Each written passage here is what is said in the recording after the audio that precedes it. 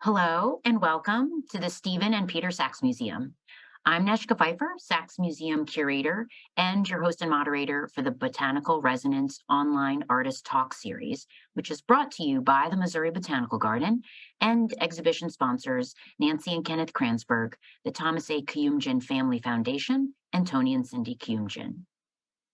Today's presentation, which is the final one of the series by artist Annika Kappner, offers a look into her creative process in designing artworks and two soundwalks, liquid landscapes, for the exhibition currently on view at the Sachs Museum, Botanical Resonance, Plants and Sounds in the Garden. Today's talk will be about 20 minutes with time for Q&A after Annika's presentation. We are able to offer accessibility features, including ASL interpretation for the deaf and hard of hearing and live captioning, which you can access via the closed caption button at the bottom of your Zoom screen. To turn that off or for more options, just click on that closed caption feature. Today's program will be recorded and posted on the Missouri Botanical Garden's YouTube channel in the coming weeks. Annika Kappner creates sensory scenographies in the extended field of painting, combining installation, performance, guided meditations, scent, and sound to create glitches in perception. Her multidisciplinary and multidimensional research is interested in the interconnected evolution of consciousness and archetypal imagery, its reflection in the shifting perception of self, image, and the other. Her work seeks to add experiential perspectives to the contemporary relationship between human, nature, and technology, addressing concepts of non-duality and otherness to enable an emancipation of ways of sensing. Liquid Landscapes is part of Deep Planetary Sensing, a long-term participatory research project consisting of immersive installations, participatory performances, sound walks, guided meditations, and workshops to reconnect with our individual and collective bodies and to enter into conversation with Gaia, the living planet we are part of. Annika, thank you so much for creating these beautiful artworks for our visitors and for being with us today to talk about your process. Thank you so much, Neska, for the invitation and for the introduction. And hello, everybody. It's a great pleasure to be here and to share some insights on my overall practice to contextualize the work that I've created for Botanical Resonance. And while I'm speaking for the first 7 minutes roughly, you will be seeing different pieces of work that I've created over the last 4 years for the project that Neska just introduced, which is called Deep Planetary Sensing, which indeed has also greatly informed the creation of liquid landscapes for Botanical Resonance. So to give you a little bit of background on what motivates my research and why the questions that I ask are very important and dear to me, it's the following. In my own experience, and let's say in the different worldviews and cosmologies that I use to frame my research, the idea that today we live in a very, let's say, dysfunctional relationship with nature, and oftentimes also with our own bodies and the other, has led me to look at not only linear and rational ways of understanding the contemporary problems we're facing, but to do so engaging actually other modalities of knowing. And these other modalities of knowing can be accessed easiest actually by relating to our 5 senses, because they're the ones that connect us directly with the body and then with our intuition, which is something that helps us always actually to make sense of what happens in our lives and in our surroundings, but that due to both cultural frameworks and historic events over the last, I would say, roughly maybe 3,000 to 5,000 years have over time simply brought us more and more to a place of distrust with regards to our intuition and the sensory input that we receive. And so the works that I create, what you've been looking at, is basically a series of chapters that explore our relationship with Gaia and all the beings that co-create the biosphere through the lens of the five alchemical elements. And these works range from soundwalks to immersive installations, video pieces, digital collages, participatory performances, and guided meditations. And the idea is that for each of these works, I will explore specific questions of interconnectivity with nature through the lens of contemporary technology, looking at the different sensory modalities, how they're involved. So that concerns hearing, it concerns touch, vision, our sense of movement, actually, and also the inner images that are oftentimes related to these, to indeed these different modalities. Yeah, because oftentimes when we work with linear thinking alone, we cut off the richness of our unconscious knowledge that is mostly indeed captured in archetypal images that belong in a certain way to the collective and that have been explored by artists throughout the centuries and in many forms. And my practice seeks to actually actualize these archetypes and explore what they can mean in a contemporary setting. I think the most important thing to mention in the context of botanical resonance and liquid landscapes is that throughout this research, that as you can see here, these different slides, it's really has been presented in many venues and has allowed me for interaction with many participants and many different collaborators that I work with, which are most frequently a composer actually that comes from New York, Eric Maltz, and choreographers, architects, aromatherapists that co-create these experiences. But to go back to liquid landscapes and botanical resonance, the insights that have emerged throughout these research processes are that ultimately nature, in the sense of the plant kingdom, the animal kingdom, and the mineral kingdom, and humans, we are always actually in conversation. Or better, there's always an ongoing information exchange happening. And I will explain a little bit more in detail what I mean with that. So let's say in the case of the botanical gardens, for example, you have multiple inhabitants and they are plants, they are, let's say, flowers, trees, different kind of mycelia, for example, underground. And then, of course, you have the animal kingdom, the birds, the insects, and rodents, and so forth, that co-create actually the ecosphere of the or better, the habitats of the different sections of the botanical garden, but of course also the botanical garden as a whole.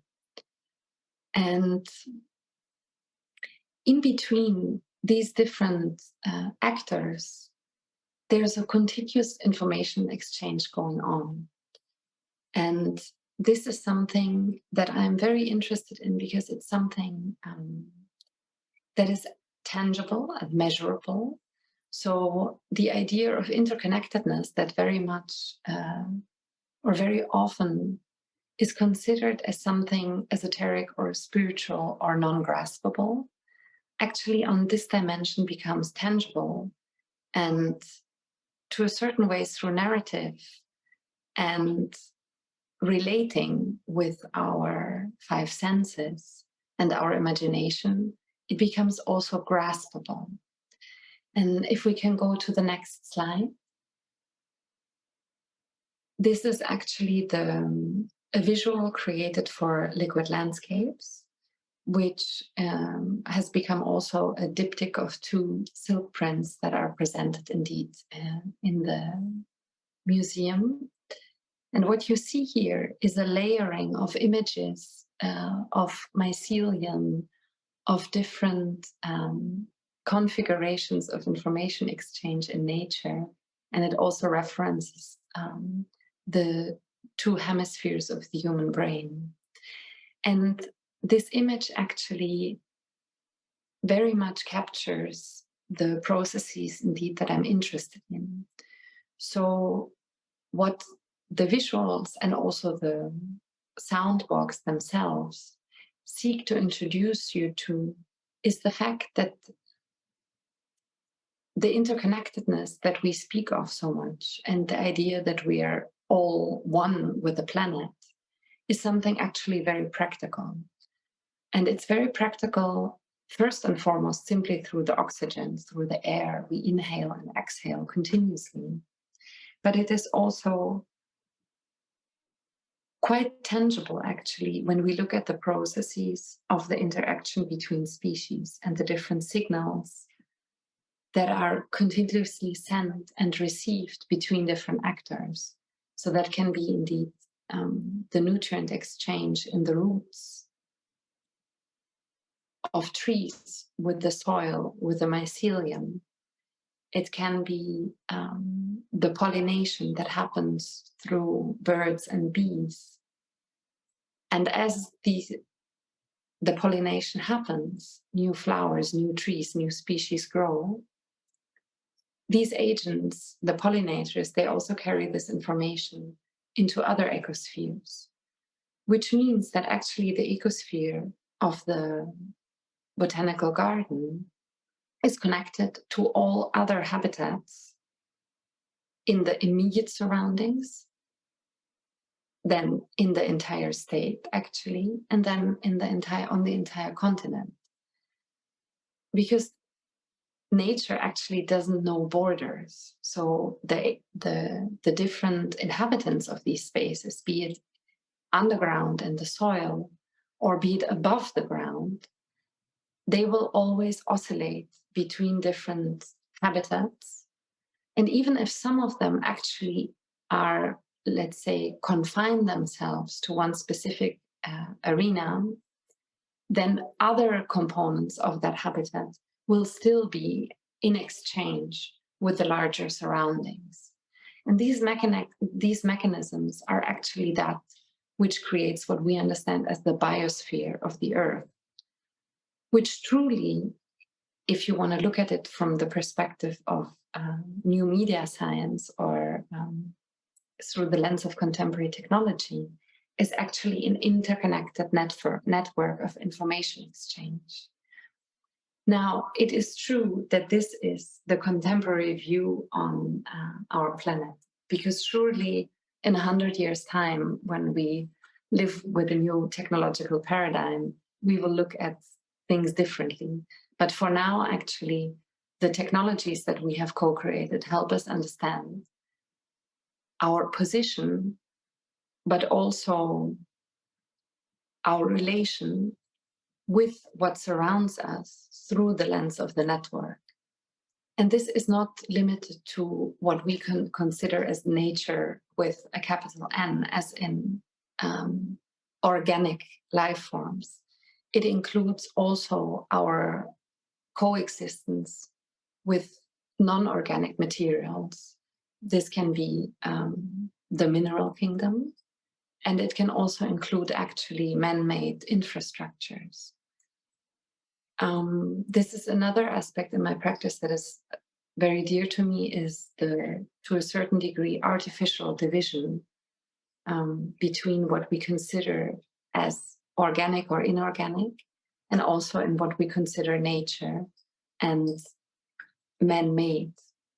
And here I would like to quote an artist that has been of great importance to my practice, which is Merit Oppenheim, who actually in the 60s or 70s, I believe, in a speech upon receiving an important prize in the art world, she said, "Everything that man makes is nature, even the atomic bomb." Because humans are ultimately an extension of nature. And so everything we make is part of this network, of this living biosphere, whether to us it seems animate or inanimate matter or materials. They are ultimately part of this overall network of information. And if we could go to the next slide. This is another aspect of the, let's say, a more applied and concrete dimension of the experience of the soundwalks.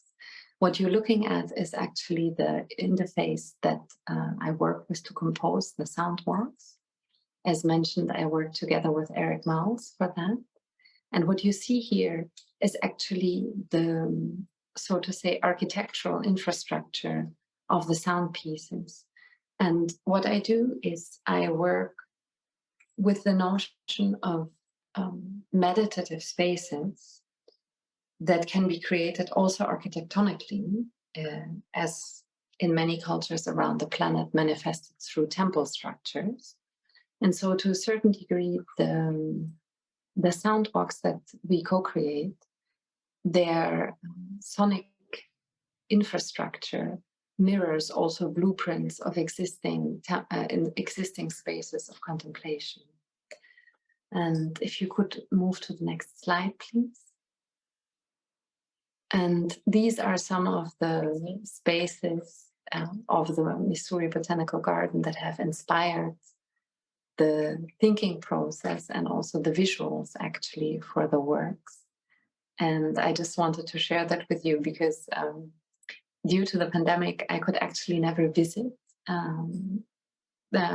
St. Louis, which I really hope to do at another point in time, because we developed this series of works actually throughout the pandemic, throughout many, many conversations with Nesca.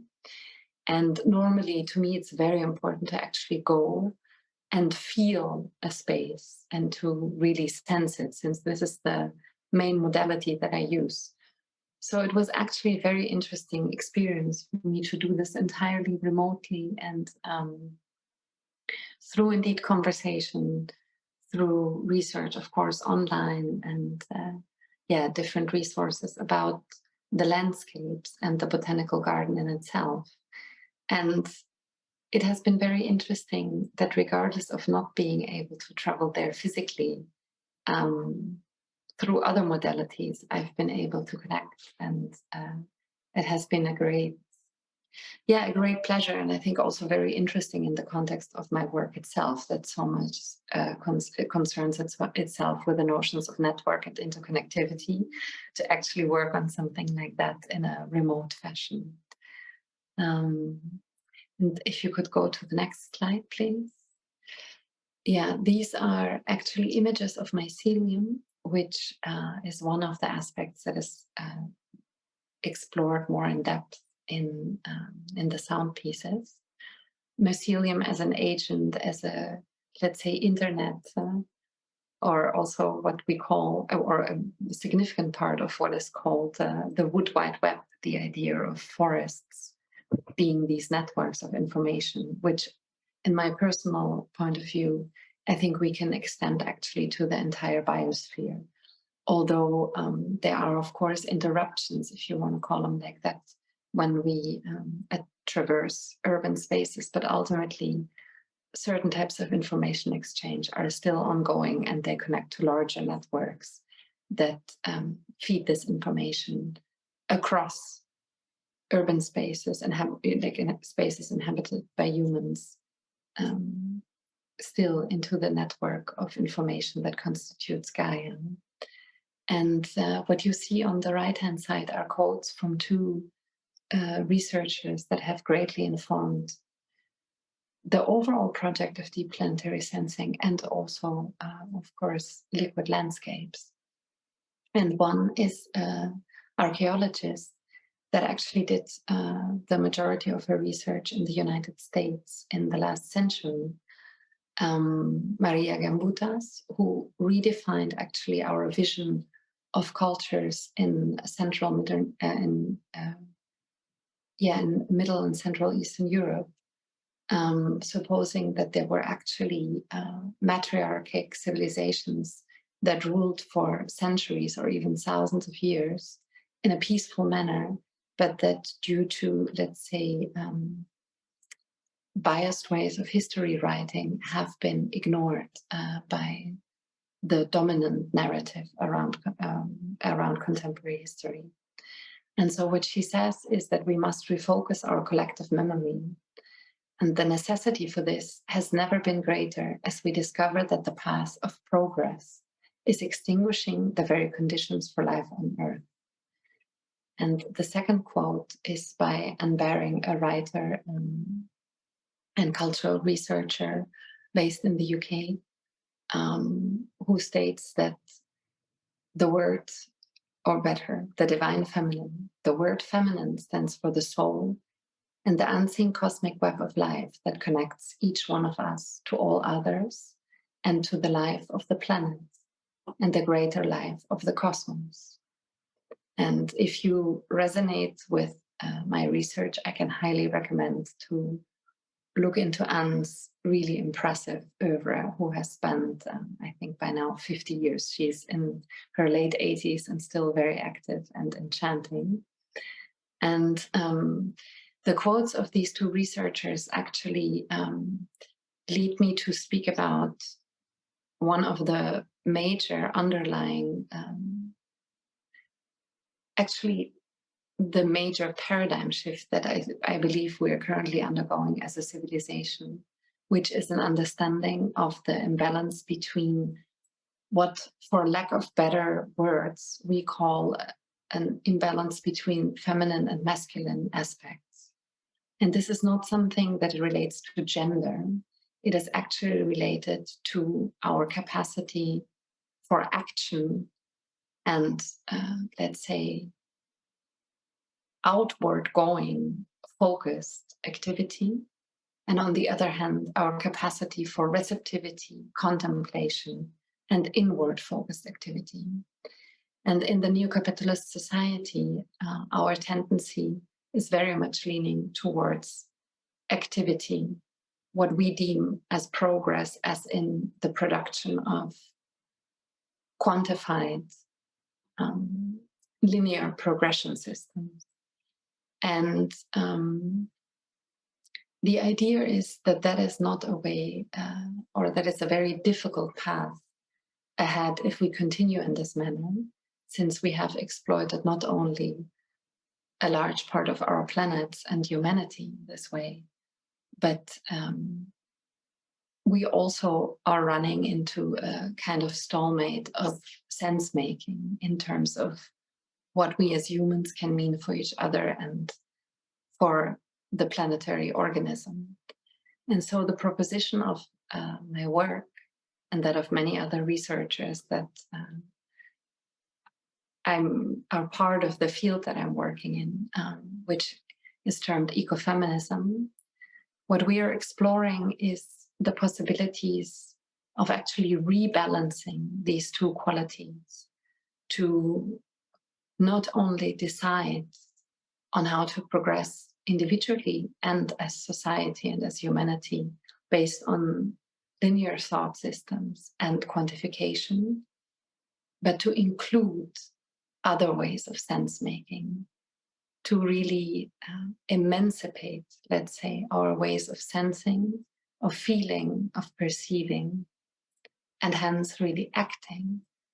For I believe that the most challenging questions that we're facing right now as a society, and at times also individually, they cannot be answered in the same manner, or let's say with the same attitude that actually has brought forth these problems in the first place. So my invitation through the works that I create is to use other modalities of knowing that are actually already inherent in our biological, our emotional, and our mental system, but that due to a cultural imbalance haven't been really favored, used, or activated so much. And with that, we could go to the next slide, please. And this is like on a very practical level again, or practical, well, on a material level, you can see the silk prints actually that are hanging in this very beautiful space of the museum. And in relation to an activation of these different modalities of knowing, I consider my work, both the, let's say, the visuals as prints online or physically, as much as the online experiences, the sound pieces, and the installations, as portals to enter into conversation with these other ways of knowing. And if you could go to the next slide, please. And this is another view indeed of the beautiful museum space. And then to the next one. This is an example of one of these visual portals that has emerged out of the research for liquid landscapes. And if you could go to the next one, please. And this is another one of those. And with this, I would like to end the presentation. And I'm very, interested to hear your questions. Annika, thank you so much. That was such a beautiful journey in understanding just getting a little bit of an understanding of how you create the works that you do. And I wanted to sort of talk a little bit about the work that you did too prior to us meeting. Can you explain a little bit about like the other botanical garden walks that you have done in brief, if you're able to? Of course. So this work partially started, the entire series of deep planetary sensing was started with the commission for a series of sound walks, one for for Botanical Garden in France, and then for an urban garden at an institute here in the Netherlands. And these sound pieces, they were actually my beginning of working with guided journeys. And what became very interesting to me, or what was very interesting to me, was indeed this possibility of actually physically co-inhabiting a space that is very rich and layered in history, both through the, let's say, living entities that are present in a botanical garden, as in the plants themselves, and the co-constituents, the animals, the insects and birds, but also through the history of these plants, so where they're coming from, and how that is actually very often intertwined with our political history. So very often, the history of botanical gardens is actually very tightly linked to histories of coloniality, and privilege, and often they used to be a status symbol actually for aristocrats and explorers that would bring plant specimens from all over the world to showcase to their communities. However, of course, today these gardens have very different meaning for us, and they are oftentimes oases to rest, to reconnect with nature, and to, let's say, move off grid, even if for a short time. And at times they are, as it was the case, for example, for the work in France, very idyllic, positioned on the French Riviera. And in the case of the other work that was in the center of Rotterdam, which is like a post-industrial city. And so it was very different context that I was working with. But in both cases, I found it very interesting to use or to work with the botanical gardens as a meeting place of oftentimes, let's say, contemporary struggles or questions of civilization with these ancient history of the plant kingdom. Wonderful. Thank you so much for sharing that. And also, just to give everyone a little background, it was my meeting Annika that even led to the concept of the exhibition of plants and sounds. And so she really, the only challenge I had for her outside of already including the work that I knew she was going to develop was to bring the museum out into the garden. And so that's the role that one of the roles, one of many, frankly, that the soundwalks play for those who are able to come and visit and use access the QR codes and use the soundwalks as you head out of the museum and into the garden. We do have a question from Charlie. He asks, how did you come to this approach of soundscapes, installations, and digital collages?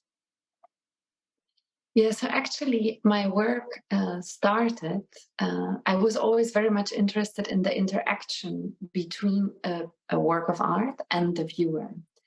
And in the very beginning of my artistic practice, I was exploring indeed the relationship with image, so with a flat image. And indeed, what you see in the background, that's actually a painting. And I continue to work with painting and drawing as a form of reflection through making and reflection on a 2D space, so to say. However, over time, because we live in a, let's say, visually oversaturated. I mean, we're oversaturated on many levels, but surely on a visual level, there's, I think the average attention span for an artwork is 3 seconds, which is something I actually only recently learned. So that was not a conscious choice, but in a very organic manner, actually, out of this interest of the experiential dimension of experiencing an artwork. So what happens between you and the piece, I started to integrate multisensory elements. So in the very beginning, that was scent.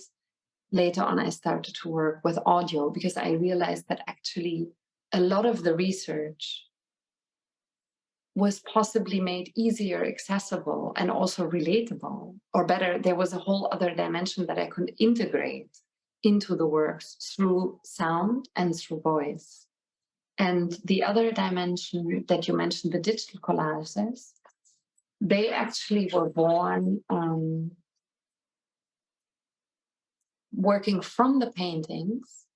And then as I'm still rooted in the visual, it kind of emerged naturally that it made sense, to work with this layering of concepts and this layering of the senses and of different types of visual information, also to use the digital medium, which is such a rich and fascinating world as well. So to me, it's really about finding different ways of communicating and also of making the work accessible to many people, because, the immersive installations can be, of course, experienced by the visitors of an exhibition or a festival, but ultimately that remains a limited amount of reach. And so the digital audio pieces that are oftentimes, or actually there's always a version of a work that is accessible freely online, allows people really all over the world, as long, of course, as they have internet access and are informed, but technically engages a much vaster public. Wonderful. Thank you so much. Great question, Charlie. Much appreciated. And I'm afraid we have to wrap up. Annika, it was a delight to work with you, and thank you so much for creating such meaningful, beautiful works for our publics to experience. Even if you don't come to the garden, you can actually access them, which is also quite great. And thank you to those who joined us for the 3-part series. It was great to have your engagement and your attention, and we thank you for that time. And like I mentioned, we'll have the recording up and out to everyone as soon as it's available. Thank you, Annika, again. Thanks to all of our access Thank you. providers. And thank you. And I hope as spring comes to all of our regions, wherever you're dialing in from today, that it's a restorative and peaceful one for you with sounds as well. Thank you so much, everyone. Have a great day. Goodbye.